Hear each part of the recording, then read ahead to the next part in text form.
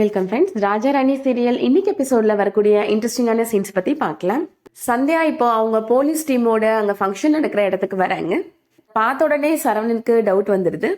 இன்னைக்கும் யூனிஃபார்ம்லேயே வந்திருக்கிறா பாருங்கம்மா அப்படின்னு அர்ச்சனா அவங்க அம்மாட்ட சொல்றாங்க. பரவாயில்ல, சந்தியா ஃபங்க்ஷனுக்கு வந்துட்டாலே அதுவே போதும், இதுவே நமக்கு கௌரவமா தான் இருக்கு அப்படின்னு சொல்றாங்க அர்ச்சனாவோட அம்மா. சந்தியா இப்போ அர்ச்சனா பொண்ணுக்காக செயின் வாங்கிட்டு வந்திருப்பாங்க, அதை சரவணன் கையில கொடுத்து போட சொல்றாங்க. அதுக்கப்புறமா சரவணன் தனியா போய் அமைதியா நின்றுட்டு இருக்கிறாரு. சந்தியாவுமே அவங்களோட பக்கத்துல போய் நிக்கிறாங்க. என்னங்க போலாமா, எப்படி கையில விலங்கு போட்டு கூட்டிட்டு போவீங்களா இல்ல இப்படியே கூட்டிட்டு போவீங்களா அப்படின்னு கேக்குறாரு சரவணன்.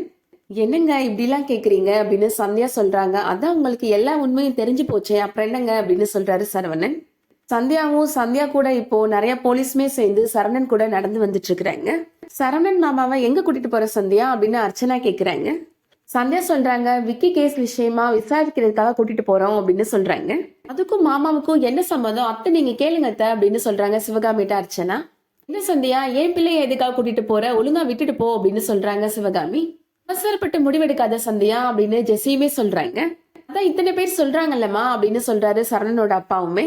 சந்தியா சொல்றாங்க, எல்லா எவிடன்ஸும் இவருக்கு எதிராக தான் இருக்கு மாமா அப்படின்னு சொல்றாங்க. எவிடன்ஸ்? அப்படி என்னமா எவிடன்ஸ் அப்படின்னு கேக்குறாரு சரணனோட அப்பா. உங்க பிள்ளைகிட்டே கேளுங்க மாமா அப்படின்னு சொல்றாங்க சந்தியா. விடுங்கப்பா, விசாரணைக்கு தானே கூட்டிட்டு போறாங்க, ஒரு பிரச்சனை இல்லப்பா அப்படின்னு சரவணன் சொல்லிடுறாரு. சிவகாமி இப்போ கண் கலங்கி சரவணனை பார்த்துட்டு இருக்கிறாங்க. அப்ப நமக்கு கொஞ்ச நேரத்துக்கு முன்னாடி நடந்ததை காமிக்கிறாங்க. சரவணன் இப்போ சிவகாமி, பார்வதி, பாஸ்கரன் 3 பேர்ட்டையும் பேசிட்டு இருக்கிற மாதிரி காமிக்கிறாங்க. சந்தியா இந்த ஃபங்க்ஷன் முடிஞ்சதும் என்ன அரெஸ்ட் பண்ணிட்டு போறதுக்காக தாமா வந்திருக்கிறாங்க அப்படின்னு சரவணன் சொல்றாரு. சந்தியாவுக்கு அப்ப எல்லா உண்மையும் தெரிஞ்சு போச்சாடா அப்படின்னு சிவகாமி கேக்குறாங்க. எந்த ஒரு முக்கியமான உண்மை தெரியணுமோ அது மட்டும் அவங்களுக்கு தெரியலமா, ஆனா என்ன பத்தின ஏதோ தகவல் அவங்களுக்கு தெரிஞ்சிருச்சுமா அப்படின்னு சொல்றாரு சரவணன். நான் தான் விசாரணையில ஏதோ தப்பா உளறிட்டேன் போலனே அப்படின்னு சொல்லிட்டு பார்வதி அழுறாங்க. உங்க யாருக்கும் தெரியாத ஒரு விஷயம் இப்போ சந்தியாவுக்கு தெரிஞ்சிருச்சு அப்படின்னு சொல்றாரு சரவணன்.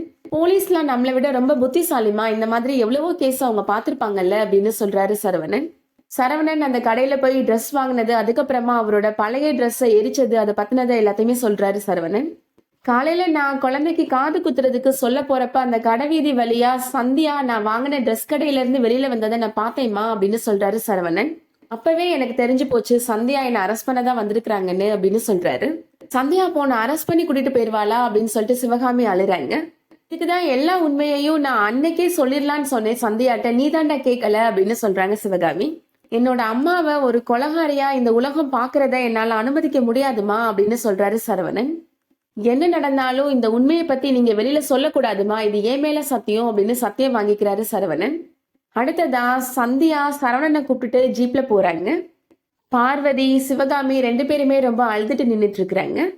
சந்தியா இப்போ ஸ்டேஷன்ல வச்சு சரவணன் கிட்ட விசாரணை பண்ணிட்டு இருக்கிறாங்க. உண்மையா சொல்லுங்க, என்ன நடந்துச்சு அப்படின்னு கேக்குறாங்க சந்தியா. என்னோட தங்கச்சியோட வாழ்க்கையை காப்பாத்தணும் அப்படின்றதுக்காக நான் தாங்க விக்கிய கொலை பண்ணினேன் அப்படின்னு சொல்றாரு சரவணன். நீங்க கொலை பண்ணலைங்க, நீங்க பொய் சொல்றீங்க அப்படின்னு சொல்றாங்க சந்தியா. நான் தாங்க கொலை பண்ணினேன், உங்களோட நம்பிக்கையை சேர்த்து கொலை பண்ணிட்டேங்க அப்படின்னு சொல்றாரு சரவணன். கோபத்துல அவனை பிடிச்சி சவத்துல தள்ளுனேன், அவனுக்கு அப்பவே உயிர் போயிடுச்சு அப்படின்னு சொல்றாரு சரவணன். பாஸ்கரனை காப்பாத்துறதுக்காக நீங்க பொய் சொல்றீங்கன்னு எனக்கு தோணுது அப்படின்னு சொல்றாங்க சந்தியா. என்னங்க, கொலை பண்ணேன்னு ஒத்துக்க சொல்லிதான் போலீஸ் டார்ச்சர் பண்ணுவாங்கன்னு கேள்விப்பட்டிருக்கிறேன், இப்ப என்ன ஏன் கொலை பண்ணுன, செஞ்ச தப்ப ஏன் ஒத்துக்கிறேன்னு டார்ச்சர் பண்றீங்க அப்படின்னு கேக்குறாங்க சரவணன்.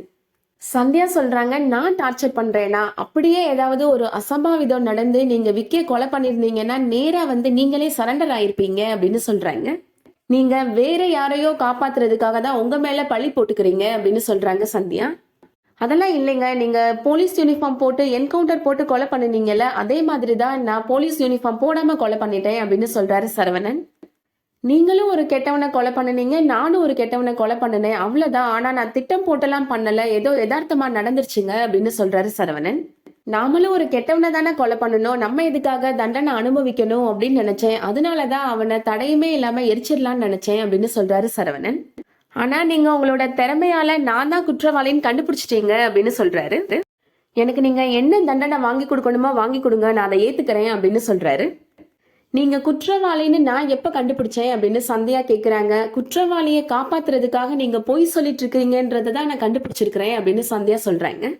நீங்க நினைக்கிற மாதிரி நான் நல்லவே இல்லைங்க, அவ்வளவுதான் சொல்ல முடியும் அப்படின்னு சரவணன் சொல்றாரு.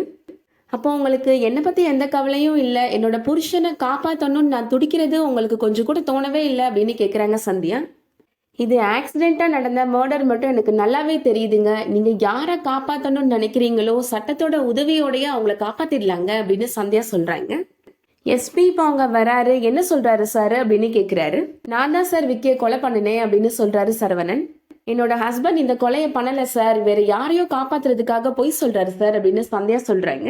என்ன சந்தியா, கட்டின புருஷன் கொலை பண்ணான்னு தெரிஞ்ச உடனே உங்களோட நேர்மை என்ன தடுமாறுதா அப்படின்னு கேட்கிறாரு எஸ்பி. உங்க ஹஸ்பண்ட் அன்னைக்கு என்னோட பையன் மேல கை வச்சப்பயே அவர் ரொம்ப ஷார்ட் டெம்பரா இருக்கிறாரு, கண்ட்ரோல் பண்ணி வைங்கன்னு நான் சொன்னேன்ல உங்ககிட்ட அப்படின்னு சொல்றாரு எஸ்பி. நீங்க அதை கண்ட்ரோல் பண்ணாததுனால எங்க வந்து நிக்கிறாரு பாத்தீங்களா அப்படின்னு கேட்கிறாரு. உங்க ஹஸ்பண்ட் கொலை பண்ணல அப்படின்னா அதுக்கான ஆதாரத்தை நீங்க தான் கோர்ட்ல ப்ரொடியூஸ் பண்ணணும் சந்தியா அப்படின்னு எஸ்பி சொல்றாரு. கொலை பண்றதை விட அதை இல்லைன்னு மறைக்கிறது தான் பெரிய அஃபென்ஸ், அதுக்காகவே அவருக்கு தண்டனை கிடைக்கும் அப்படின்னு சொல்றாரு எஸ்பி. சரவணனை இப்போ அங்க இருந்து கூட்டிட்டு போயிடுறாங்க. சந்தியா ஃபீல் பண்ணி அழுதுட்டு இருக்கிறாங்க. அடுத்ததா சிவகாமி வீட்டுல நடக்கிறத காமிக்கிறாங்க. வீட்டுல இருக்கிற எல்லாருமே ரொம்ப வருத்தத்தோட இருக்கிறாங்க. அப்ப சந்தியா வீட்டுக்கு வராங்க. சரவணன் அப்பா சந்தியாட்ட கேக்குறாரு, சரவணன் எங்கம்மா அப்படின்னு கேக்குறாரு. அர்ச்சனாவும் சந்தியாட்ட கேக்குறாங்க, அதான் மாமா கேக்குறாருல, சரவணன் மாமா எங்க, நீ மட்டும் வந்திருக்கிற அப்படின்னு அர்ச்சனா கேக்குறாங்க. பதில் சொல்லு சந்தியா, சரவணன் எங்கம்மா அப்படின்னு மறுபடியும் சரவணன் அப்பா கேக்குறாரு. எஃப்ஐஆர் போட்டாச்சு மாமா அப்படின்னு வருத்தத்தோட சொல்றாங்க சந்தியா. அதை கேட்ட உடனே வீட்டுல இருக்கிற எல்லாருமே அதிர்ச்சி ஆயிடுறாங்க. அதோட இன்னைக்கான எபிசோட் முடியுது. இந்த வீடியோ உங்களுக்கு பிடிச்சிருந்துச்சுன்னா லைக் பண்ணிக்கோங்க. ரெகுலரா சீரியல் அப்டேட்ஸ்க்கு நம்ம சேனலை சப்ஸ்கிரைப் பண்ணிக்கோங்க. தேங்க்ஸ் ஃபார் வாட்சிங்.